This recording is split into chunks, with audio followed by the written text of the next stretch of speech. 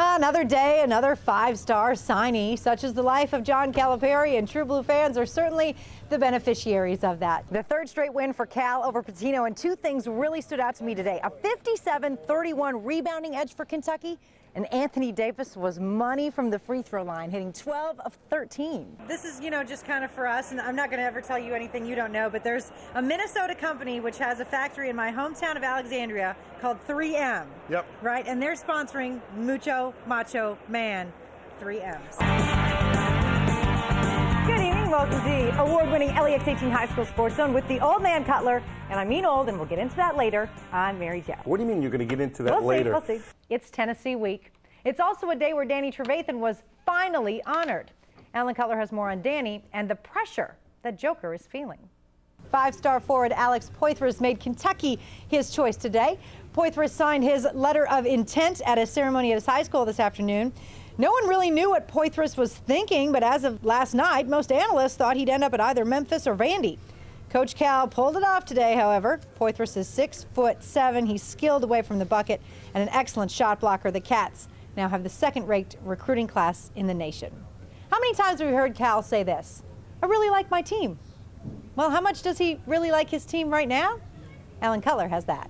Kentucky's Bria Goss was named the SEC Freshman of the Week. In 3 wins last week, Goss averaged 11 points, 5 rebounds, and 3 assists. She had her career high of 12 points against Southern Miss on Saturday. And some sad news tonight. Former Louisville star Lenny Lyles has died at the age of 75. Lyles, who attended Central High School, was one of the first African Americans to play football for the Cardinals. He scored a record 42 touchdowns and was known as the fastest man in football. Lyles also had a successful 12-year career in the NFL. It's amazing how this close this horse has been. The runner-up in the Arkansas and the runner-up in the Louisiana Derby, as Alan said, by this much. So his connections are hoping that this distance gives Nero the edge. Last 2 times out, Nero barely lost to Arch and Pants on Fire in the Arkansas and Louisiana Derbies. And it is Arch, heavy to hold off Nero at the wire. Nero's closing fast. It's Pants on Fire. In both races, you got the feeling that if they were just a little bit longer, Nero would have won. The fast closer has just 1 win in 5 career starts, but his maiden win at Oaklawn was followed up by those 2 second-place stakes finishes.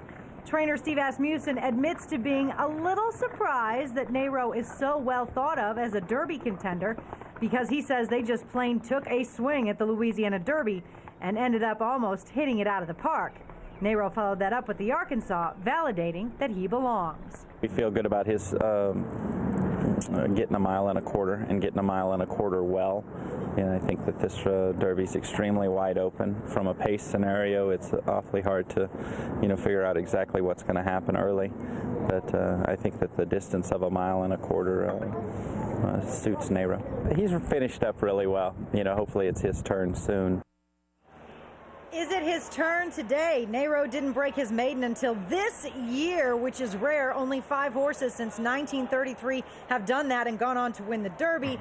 They're not thrilled, to say the least, with the 19th post position, which they will now move to 18th because of Uncle Mo. But after the draw, Steve Asmussen said, well, we're not eliminated yet. And I've never seen Steve so confident. That's 1. 2, this will be the 3rd race in 6 weeks, which is a lot. And 3, I found this interesting. He said Nero doesn't like to work very hard. I said, do you push him? He goes, no, we let him do whatever he wants because he races hard. I went, okay, makes sense. While you were gone, I used that little tidbit and said it was like someone I know. Oh, I wonder who she's talking about. I'm talking, of course, about Todd Schrupp, the TVG analyst who joins us every year for our I thought you were talking about Kevin Christopher. So we welcome Todd back one last time to give us his final pick for the Derby and tell us how it's shaping up. Hey, Todd. And their friendship goes back decades. They started playing each other as head coaches in the 1980s. Watch this, LCA down 13-zip at the half, but Ray Graham's kids didn't quit. They come back to take a 14-13 lead, then they can put it away here, but Lincoln Hensman throws it into the end zone and is picked off by Danville's Ford, so the Ads have another chance.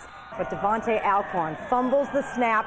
He is sacked. So you know what LCA is doing? They're celebrating a huge comeback win. The Eagles take it 14-13. I don't know if I got words. I don't know if I got words. That's my alma mater. I love Danville. I love the town, I love the school, I love Sam. Sam's my best friend. Whew, our kids kept the faith.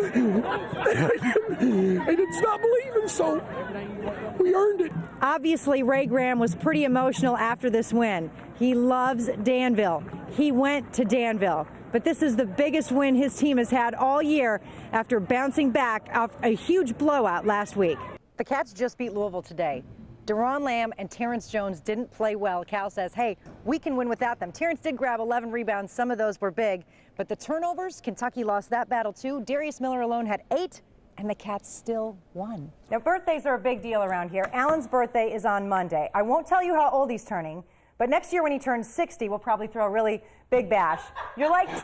It's a good thing you didn't tell anybody. You're like family to me, right? Yeah. So I wanted to show you how much I appreciate you. Uh-oh. But we need your real family in here. And they're all here. Oh, my. This is Alan's wife, Judy, his son, JJ, his daughter, Jenna, and his son-in-law, Jonathan. Sorry. But I want you to look at what the cake says. You all lied to me. You said you knew nothing of any of this. It says, happy birthday, hubby, dad, father-in-law, and Bubs. Oh, thanks, Bubs guys. for me. Happy birthday. Thanks. We'll be right back. Tearing up? That's No, what I I'm not wanted. tearing up. Thanks, kiddo.